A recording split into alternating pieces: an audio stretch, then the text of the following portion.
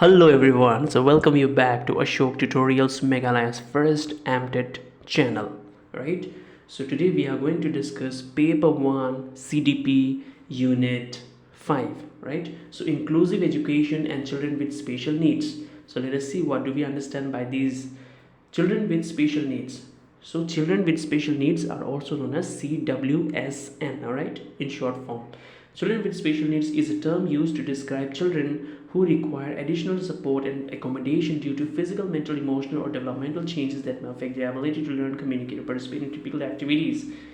These needs can be diverse and may include, all right. So now, there are certain children who needs special attention due to their additional requirement in their physical growth, mental growth, emotional growth, and developmental growth. All right, so these needs can be diverse and may include, so these needs can be physical disabilities. So children with conditions like cerebral palsy, spinal bifida, or muscular dystrophy may have mobility limitations that require special equipment like wheelchair or adaptive technology. Now, you know in an inclusive classroom we don't have all like how to say, children without disability we do not have. So in inclusive education what happens, we have a mixture of the children with special abilities and the children who are like well versed, who do not have any type of uh, disabilities. All right, so there can be physical disability problem, which means the child may have problem in locomotion, which means in movement. So in such type of scenario, we can help the child by wheelchair, or we can build ramps instead of stairs, or side by side we can build in the building the chairs as well, I mean the stairs as well as the ramp. All right, so that we can, so that the child with special needs can also easily access the what to say, the infrastructure and the facilities available. Right, now intellectual disabilities, so there can be children who have intellectual problems like those with Down syndrome. Right, so they have limited in intellectual functioning, so they are slow in learning, they might have problem in understanding, adapting. So these are certain disabilities. Right, now sensory impairments, so children who are blind, deaf, or have sensory processing disorder require special support as braille material, sign language interpretation. All right, now there can be children who have sensory problem. So we know that we have five sense organs, right? So they may have problem in seeing, or they may have problem in hearing, so they might be blind or deaf. So this kind of problem, they may require additional support like braille in case of blind students, and hearing aids in case of deaf students. Now autism spectrum disorder, so this is also one kind of disorder in which may require personalized intervention to help with social communication. All right, so here the children, they might have problems in communicating their intention in order to, they might have problem in expressing themselves. Now communication disorders, children with speech and language disorders like stuttering or apraxia may need speech therapy or alternative communication methods. Now communication disorder means those children who have apraxia, or they are not able to speak well. Right, so emotional or behavioral disorders. Now attention deficit hyperactive disorder, so this is a type of problem which we see in almost in every classroom. One or two students have this disorder. This is not a serious disorder, but this is a type of disorder in which the child is not able to sit at one place properly. He is hyperactive, he is hyperactive, and he cannot give his attention for more than 5 minutes, so easily distracted. Now learning disabilities, so children with conditions like dyslexia may have specialized instructions to improve their reading and writing skills. Now children who ever have got dyslexia problem, what does they do? They are not able to read properly and they are not able to write properly. So you can see best example in the movie Tare Zameen Par. Right, now chronic health conditions, now children, there can be children who have chronic, long term health conditions. So children with chronic illness like diabetes, epilepsy, or asthma may require accommodation and medication management in schools. So in a school we have different type of children, so we need to take care according to the needs. Right, so Epilepsy. What is epilepsy? Epilepsy is a type of condition or a problem in which the child suddenly falls down, all right, falls down on the ground and is not able to, like, it's like a paralyzed. He or she gets temporarily paralyzed. Now, parents, teachers, and specialists are often used to provide appropriate support for children with special needs. Concept and meaning of inclusive education. Now, let us see what do we understand by inclusive education. So, inclusive education is an educational approach to aims equal opportunities to access to student. All right. So, by inclusive education, we mean that both the normal as well as the specially able child, they are able to learn together in the same classroom. Now, diversity, recognizing, valuing differences among students. Now, we should respect the diversity in our classroom. The children are coming from different backgrounds, right? Some are coming from uh, uh, a financially poor background, some are coming from well-to-do families, some are coming from literate families, some are coming from illiterate families. So we need to take care of that. Now, equity, ensuring that all the students get support and equal treatment. There is no partiality. As teachers, we should ensure that. Now, participation, in our classroom we should make sure that all the students participate. Now, respect, as teachers we often forget to give respect to the children, so it is our duty to give respect and get respect. Now, examples of inclusive education. Now, imagine a classroom where students with different abilities, such as those with disabilities, sit along with their peers. A student with visual impairment might have access to braille materials and screen reading software, while students with attention deficit hyper disorder might receive additional support in staying focused. So, you can imagine, like, the diversity in the classroom. Some child is not able to see, some child is not able to hear, some child is having ADHD, right? So this type of problem sitting together in a one classroom. So you can imagine how difficult it will be for a teacher to teach all these kind of students using different type of tactics, right? Differences between integrated and inclusive education. Now, inclusive education is different and integrated education is different. Now, integrated and inclusive education are two approaches to educating students with disabilities or diverse needs. Now, while they share some common goals, they differ in fundamental principles and executions. Now, let's see the comparison between the two philosophy. So, integrated education is based on idea of placing students with disabilities in regular mainstream classrooms alongside their non-disabled peers. So, in integrated education, what happens is that together in the same classroom, in the same regular classroom, the special children as well as the normal children are put together. However, in inclusive education, is a broader concept rooted in the belief that every student, regardless of their ability or differences, has the right to receive equality education in welcoming and supportive environment. However, in inclusive education, what happens, it is more broader as compared to the integrated education, and it believes that the children needs the or have the right to get enough access to the facilities available. Now, placement, integrated education. In integrated education, students with disabilities are often placed in a regular classroom but may receive additional support, right? You know that. Inclusive education places the emphasis on adapting education environment and curriculum to meet diverse needs of all children. Yes. Now, specialized services. Integrated education. Integrated education may involve use of specialized services. See, in an integrated classroom, both the normal as well as a specially able child is there. That's why, according to the needs, the study materials will be required. Now, inclusive education promote delivery of support services like special education, speech therapy, or occupational therapy. These are required in case of inclusive education. Now, teacher training. Since teacher plays a very important role, the training of the teacher is very much a necessity, right? It is very much required. Now, in inclusive education, a comprehensive training for the teacher is required, right? Because the students are there from different backgrounds, right? Now, expectations. Integrated education. In integrated settings, there may be expectation for students with disability to adapt to existing curriculum teaching methods. Inclusive education expects the education system to adapt to needs of children, ensuring that every student can. Alright. In integrated, it happens that the students are expected to adapt according to the curriculum. However, in inclusive education, what happens? The system or the curriculum is designed according to the needs of the children, special child. Now, integrated education may have existed before inclusive education and is often associated with earlier special education models. Inclusive education is often aligned with more recent legislation and international agreements emphasizing the right to inclusive education for such as United Nations Convention on Rights of Persons with Disabilities. Please, friends, try to remember this, right? United Nations Convention on Rights of Persons with Disability. Try to read about it more. Goals. Integrate. The primary goal of integrated education is to integrate students with disabilities into regular classrooms. This one I already explained. The primary goal of inclusive education is to create an equitable and supportive learning environment where all learners can learn, grow, and fully participate in possible way.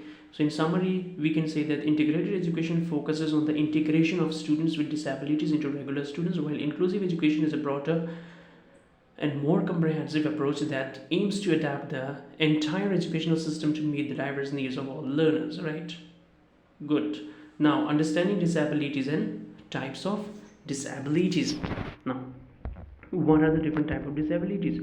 Physical disabilities.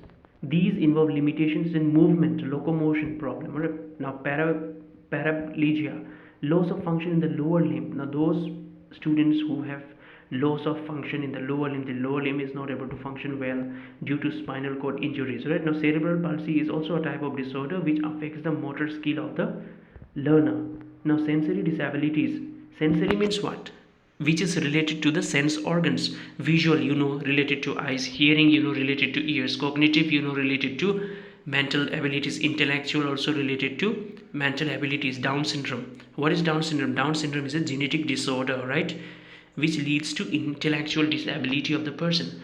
Now, learning disability can be dyscalculia, dyspraxia, then dyslexia. All right, so these are the type of learning disability. Now, psychiatric disabilities, this is related to mental health condition of the learner. Depression is a very important condition which needs to be taken care of by the teachers as well as the parents. Developmental disability typically appear in early childhood and affect various areas of development. Now, autism spectrum disorder, ASD, characterized by difficulties in social interaction. Now, those children who have problems in socializing in the classroom or anywhere, so they are like slightly suffering from this type of problem. Now, attention deficit, ADHD, I already said, those who are not able to focus well in the class. Now, neurological disabilities, epilepsy, a neurological disorder causing recurrent seizure, means paralysis type of problem. Now, multiple sclerosis, an autoimmune disease affecting CNS, that is central nervous system. Right? Mobility impairment, again arthritis, inflammation of the joints, limb amputation, the absence of one or more limb due to injury. So all these things. Aphasia, a language disorder often resulting from brain injuries. Right? So they have language problem. Techniques and devices to assist individuals with common difficulties. It is important to note that disabilities can vary. Right? It does not mean that all the children will suffer from same kind of disabilities. They might suffer from different type of disabilities, and we as teachers should take care according to their requirement. Now, exceptional students, we know that there are students who are exceptionally good at studies, and there are students who are exceptionally good at sports. So we as teachers should learn how to balance between the two. Now, there can be gifted and talented children who are, if you teach something at once, they are able to grab it at once. But there can also be learners who are slow learners, who are not able to adapt in the pace in which the talented or the gifted children can learn. So, as teachers, we should take care of both the slow learners as well as the gifted or talented children. Now, English language learners, ELL, students are non-native English speakers who require additional language skills support. Yes, there can be students who is not so fortunate enough to learn English from the basic classes, from the primary classes, so they need additional support. Students with behavioral emotional challenges, some students may have behavioral problems, all right, issues in their behavior, so we as teachers should take care of that as well. Now, twice exceptional students, the students have both exceptional abilities and disabilities which can complex identify and address. Now, there can be students who are exceptional, at the same time they might have or they might be suffering from certain type of disabilities. Now, autistic students, autism is a neurodevelopmental disorder, and students on autism spectrum have unique learning needs. All right, they have problems in learning, so they need special attention. Now, homeless and transient children, so the needy students who are they do not even have a home. Then ADHD, again the same thing, cultural linguistic diverse. Now, those students coming, we are not English people, right? We are not English people, so we have our own mother tongue, so we speak our own mother tongue, but in English schools we are expected to speak only in English. So as English speakers, we should develop those learning skills. Now, talented students means who are gifted, or who, if you just teach them the basic, they are able to grab it by themselves. Now, academic talents means those students who are able to do well in their academics, in their performance, in their results, in their subjects, right? Now, science ways, these are certain ways in which we can improve the learning skills. All right, artistic talents, there can be artists who are not good at studies, but they are good at painting, they are good at singing, they are good at playing music, they can do acting, they can be good actors, they can be problem solvers, they can be good businessmen, they can be good entrepreneurs, they can be good athletics, right? They can be good basketball player, football player, they might have different creative skills, or they might be a good painter, good artist, or a poet, or a story writer, or a drama writer, or a musical performer, or a songwriter, composer, musician. So, inventor, then scientist, entrepreneur spirit, some students may possess. So, social and cultural expressions. So, some of the students might be very good with social interaction, so they may become social activists. Now, cultural ambassador is a young person who shares and celebrates their cultural heritage through creative means like dance, storytelling. All right, you know that. Slow learners, who are slow learners by the name itself, you know that, who require little more time than others.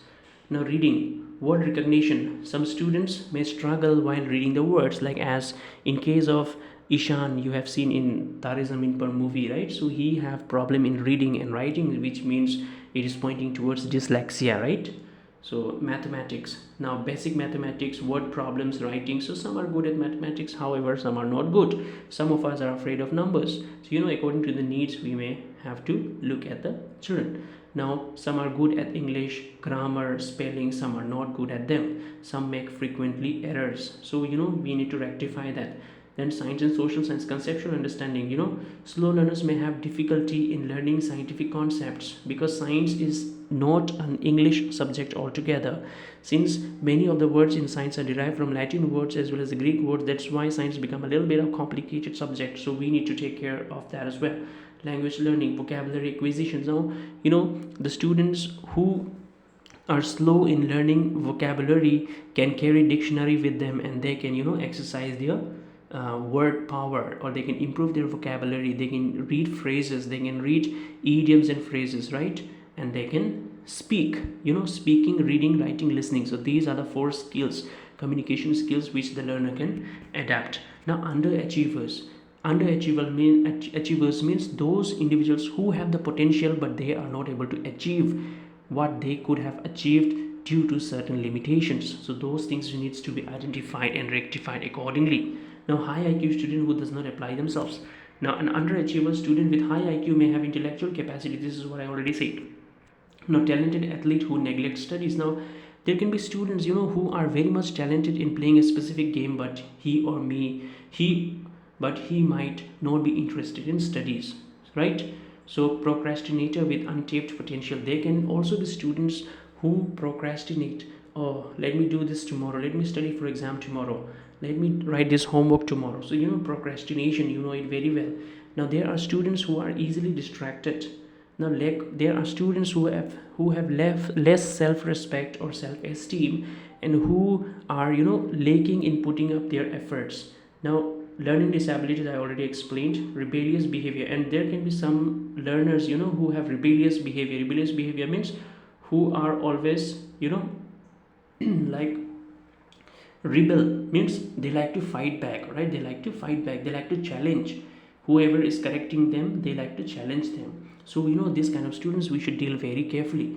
Students who engage in rebellious behavior, yes. Social and emotional issues, and there might be some children who are coming from broken families, from single mother, single father. So those kind of children, they have emotional and social imbalances in their life. So accordingly, we need to tackle their problem. Teachers' role in children with special needs. So teachers' role means we are involved each and everywhere in children's life. Inside the classroom, outside the classroom, during the class, after the class. So everywhere we as teachers are involved. And what?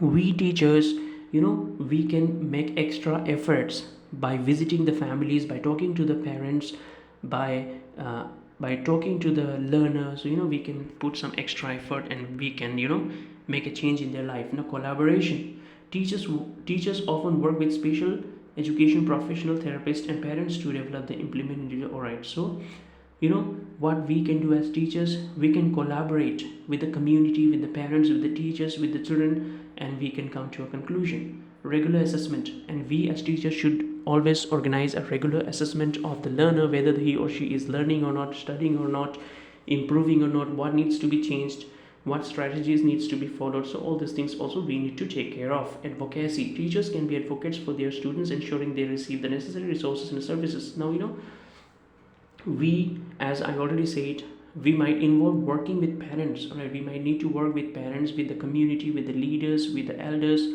with the family members. And students, when they are when they are at school, especially they are teenagers or adolescents, and adolescence is known as the period of stress and storm, right? So during this time, lots of hormonal changes are going on in the individuals, and as a result they require a lot of attention, they require a lot of emotional support, they require a lot of moral support, they require a lot of appreciation and gratitude, right? So as teachers, as smart people, we should cater to the need of the learner, right? Accordingly, behavioral management.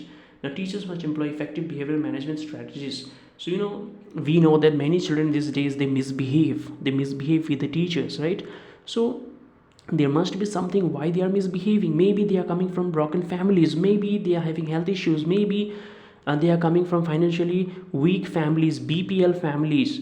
So we as teachers should be generous enough, should be smart enough, should be kind enough, should be polite enough, should be hopeful enough to consider this kind of children. And we should put extra effort, so these people or these children, they require love, they require care, they require appreciation, so they require respect, right? So this kind of learners should be taken care with a very special effort from the teacher side. So since we know that teachers are the builders of the nation, so it depends in our hand whether we spoil the child or we make him or her someone great in the world. So everything begins with teacher's hand, and not only teacher's hand, whatever we put in, whatever hard work we are doing for the child, it defines how much attention you are giving, or what kind of life that child might be living after he comes out from school or college.